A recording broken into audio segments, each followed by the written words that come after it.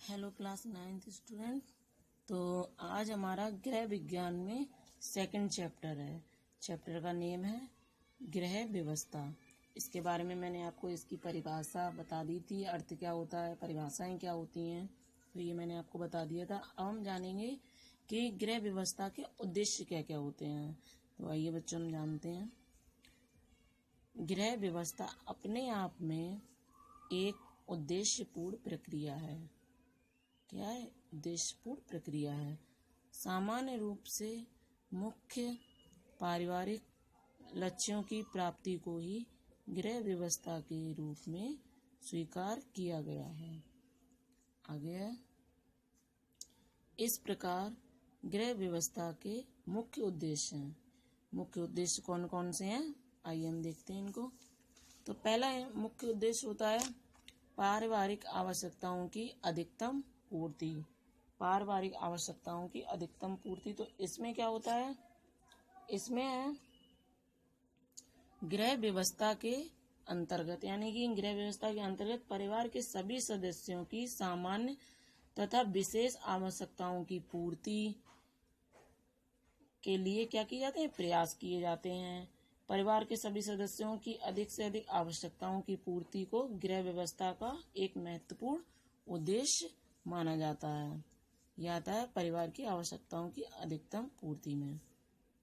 तो नेक्स्ट है हमारा पारिवारिक आय का विवेकपूर्ण व्यय। तो इसमें क्या है, इसमें परिवार के सदस्यों की प्राय जो सभी आवश्यकताएं की पूर्ति के लिए धन का होना क्या माना जाता है, आवश्यक माना जाता है। और क्या है, इसमें ये होता है धन की प्राप्ति पारिवारिक के आय के रूप में ही होती है। लेकिन पारिवारिक आय सदैव कैसी होती है, सीमित ही होती है, तथा पारिवारिक आवश्यकताएं कैसी होती हैं, पारिवारिक आवश्यकताएं असीमित होती हैं तथा पारिवारिक, और क्या होता है, इस स्थिति में सीमित धन के द्वारा अधिक से अधिक पारिवारिक आवश्यकताओं की पूर्ति के लिए उपाय किए जाने चाहिए। और हम इस तरीके से भी कह सकते हैं, इसमें आने वाले जीवन, जो आने वाला जीवन होता है वो कैसा होता है, सुरक्षित होता है और पारिवारिक समृद्धि में वृद्धि भी होती है। इन तथ्यों को ध्यान में रखते हुए हम इसे ये भी कह सकते हैं कि पारिवारिक आय का विवेकपूर्ण व्यय ही गृह व्यवस्था का उद्देश्य होता है। इसमें आगे हमारा थर्ड नंबर पे गृह वातावरण को उत्तम बनाना। तो गृह वातावरण को उत्तम बनाना, इसमें क्या है, इसमें होता है गृह व्यवस्था एक महत्वपूर्ण उद्देश्य गृह वातावरण में उत्तम एवं सौहार्दपूर्ण बनाना होता है।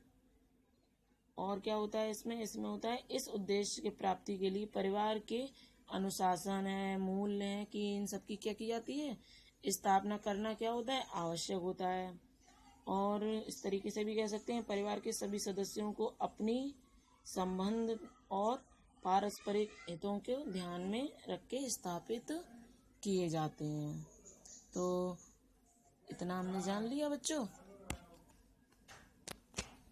तो बच्चों आगे है पारिवारिक रहन सहन के स्तर को उन्नत बनाना।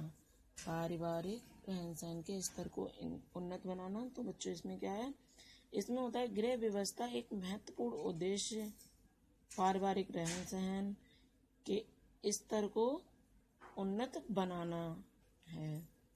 आगे है परिवार के सभी सदस्यों को पारस्परिक सहयोग द्वारा उपलब्ध साधनों के माध्यम से रहन सहन के स्तर को उन्नत बनाने के प्रयास किए जाने चाहिए। तो आगे है, इसमें इस तरीके से भी कह सकते हैं कि इस उद्देश्य की प्राप्ति के लिए परिवार के भौतिक साधनों को ध्यान में रखने के साथ साथ और भी साधन होते हैं, जैसे धार्मिक है, सामाजिक है, सांस्कृतिक है, दार्शनिक मूल्यों की ध्यान में, इन सबको क्या करना चाहिए, इन सबको ध्यान में रखना चाहिए। तो बच्चों इतना हमने जान लिया। अब आता है अगला हमारा उद्देश्य नैतिक विकास। तो इसमें क्या होता है, नैतिक विकास होता है गृह व्यवस्था के संबंध, परिवार के समस्त सदस्यों का विकास, पूर्ण विकास होता है कह लो। तो और क्या होता है इसमें, परिवार के बड़े सदस्यों की, परिवार के बच्चों एवं किशोर यानी कि जवान के नैतिक विकास का विशेष रूप में ध्यान रखना चाहिए इनमें। और क्या होना चाहिए, परिवार के सदस्यों के समुचित नैतिक विकास द्वारा ही आदर्श परिवार की स्थापना की जा सकती है। तो इतना बच्चों हमने जाना कि कौन कौन से उद्देश्य होते हैं। पारिवारिक आवश्यकताओं की अधिकतम पूर्ति, पारिवारिक आय का विवेकपूर्ण व्यय, थर्ड है गृह वातावरण को उत्तम बनाना, फोर्थ है पारिवारिक रहन सहन के स्तर को उन्नत बनाना, फिफ्थ है नैतिक विकास। तो बच्चों ये होते हैं हमारे गृह व्यवस्था के उद्देश्य। तो बच्चों हम इसको इस तरीके से भी कह सकते हैं, जैसे गृह व्यवस्था द्वारा उन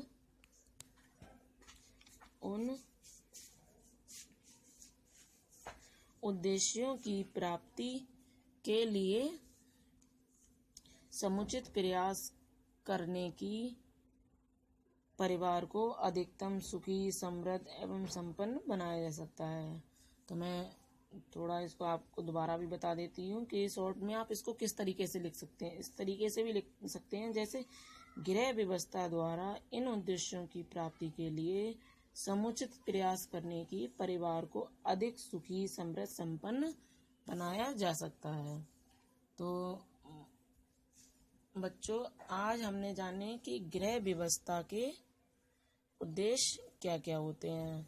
तो बच्चों आप इनको अच्छे से पढ़िए और कोई भी प्रॉब्लम हो तो आप पूछिए। ठीक।